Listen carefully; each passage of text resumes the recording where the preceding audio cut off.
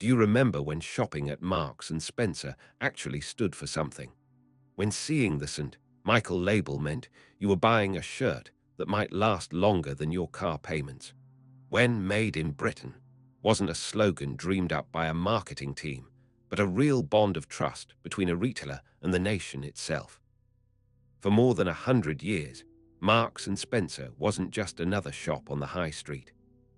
It was a symbol of British quality, a place where working families bought clothes built to endure and where everyday people could afford small touches of luxury.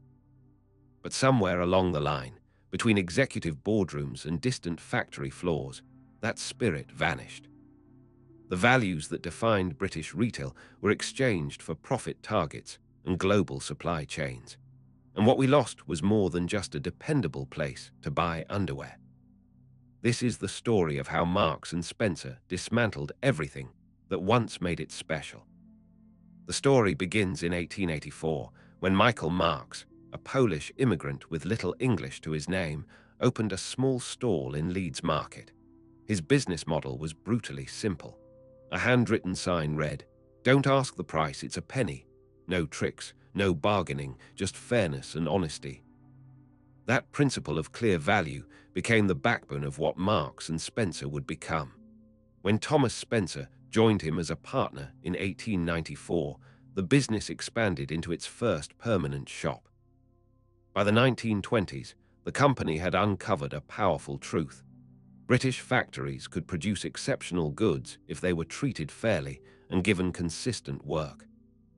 In exchange, M&S could promise customers something rare: reliability. Every purchase would meet the same standard every single time. In 1928, the St. Michael brand was born, named after Michael Marks himself. It quickly became more than a label. It was a guarantee stitched into every item: shirts, towels, sheets, underwear. This wasn't fast fashion. It was craftsmanship you could see and feel. Strong seams, heavy fabrics, clothes that improved with age instead of falling apart. What truly set M&S apart was its approach to suppliers. The company didn't just place orders, it invested. It sent experts into factories, paid for new machinery, trained workers, and built partnerships that lasted generations. By the 1950s, 1 in 3 British families bought their underwear from Marks and Spencer. The company was responsible for nearly a third of Britain's clothing exports.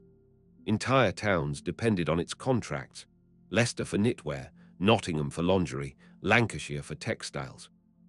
By the mid-1970s, walking into an M&S store was remarkable for one reason: every single garment was made in Britain. Not most of them, all of them. Customers inspected seams with pride, knowing St. Michael meant something different. Buying a cardigan wasn't a quick purchase, it was a long-term investment that might last 20 years. M&S wasn't cheap, and it never tried to be, but people paid more because they trusted what they were getting. A jumper from M&S would outlast 3 cheaper alternatives. Bedsheets would survive years of weekly washing. Quality was the deal, and M&S honored it. The relationship went beyond products. The company led the way in staff welfare, offering pensions and healthcare decades before it became normal. It refused to sell on credit, believing debt harmed working families. Everything about the business reflected values people recognized as deeply British: fairness, integrity, and doing things properly. By 1998, Marks and Spencer stood at its absolute peak. Pre-tax profits reached £1.2 billion. The company was valued at £14 billion, making it the most valuable retailer in the country. Every town had one. In many places, M&S was the high street. Executives believed they had discovered a formula that would never fail. Then came the mistake that changed everything. As profits soared, the board began to see British manufacturing as inefficient. Skilled labor was expensive. Quality control slowed production. Overseas factories, meanwhile, offered dramatically lower costs. Morocco, Sri Lanka, China. The spreadsheets made the decision look obvious. Between 1998 and 2001, M&S walked away from British suppliers it had worked with for generations. Factories shut down. Towns built around M&S contracts collapsed. But worse than the closures was what followed. The company didn't just move production, it lowered standards. Overseas factories weren't held to St. Michael expectations. Fabrics became thinner, stitching weakened, buttons turned plastic. Customers noticed almost immediately. Complaints flooded in. Jumpers pilled after one wash, seams split. Shirts lost shape. M&S dennied everything. Executives insisted quality hadn't changed. Customers were blamed for washing clothes incorrectly. The arrogance was staggering. Then came the fashion misstep. Determined to seem modern, M&S abandoned its classic designs and hired consultants to make the brand cool. The results were disastrous. Loud colors, awkward cuts. Designs that felt neither timeless nor fashionable. Loyal customers walked in and didn't recognize the shop anymore. But younger shoppers weren't interested either. To them, M&S still felt old-fashioned.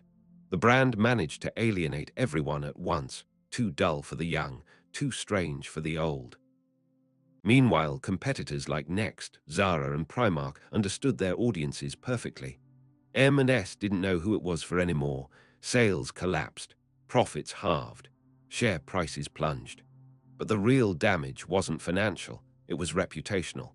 Once trust disappears in retail, winning it back is brutally hard. Then came the digital failure. While the world moved online, M&S stayed stuck in the past. Amazon arrived. ASOS launched. M&S barely reacted. Its early website was clumsy and late. Online shopping was dismissed by executives who didn't understand the internet and didn't believe customers would buy clothes without touching them. By the time the company woke up, it was years behind. For 2 decades, clothing struggled while leadership changed again and again. Each new CEO promised transformation. None delivered clarity. M&S had lost its identity. Ironically, salvation came from food. M&S, simply food stores, quietly thrived. Premium everyday items, brilliantly marketed, sold at prices people were willing to stretch for. This is not just food. This is M&S food, became iconic. While clothing floundered, food kept the company alive. By the 2010s, M&S was surviving on sandwiches and ready meals. Clothing, its original purpose, had faded. Store closures accelerated. In 2016, M&S dropped out of the FTSE 100 for the first time. Over 100 stores closed by 2020. The pandemic forced reality. Under Steve Rowe, the company chose survival. Stores shut. Jobs were cut. Investment poured into online systems. Slowly, it worked. By 2022, M&S was profitable again. In 2023, it re-entered the FTSE 100. Analysts declared the turnaround complete. But had M&S regained its soul? Today's M&S is efficient, digital, profitable. The clothes are fine, reasonably priced, acceptable, but fine isn't what it used to be. The St. Michael promise is gone. British manufacturing is gone. A century-long relationship was destroyed in a decade. M&S survived, but at a cost. And somewhere in a charity shop, there's probably a St. Michael cardigan from 1975, still holding its shape. A reminder of a standard we may never see again. Do you remember shopping at M&S when it truly meant something? Share your memories below, and subscribe for more stories from the Britain we remember.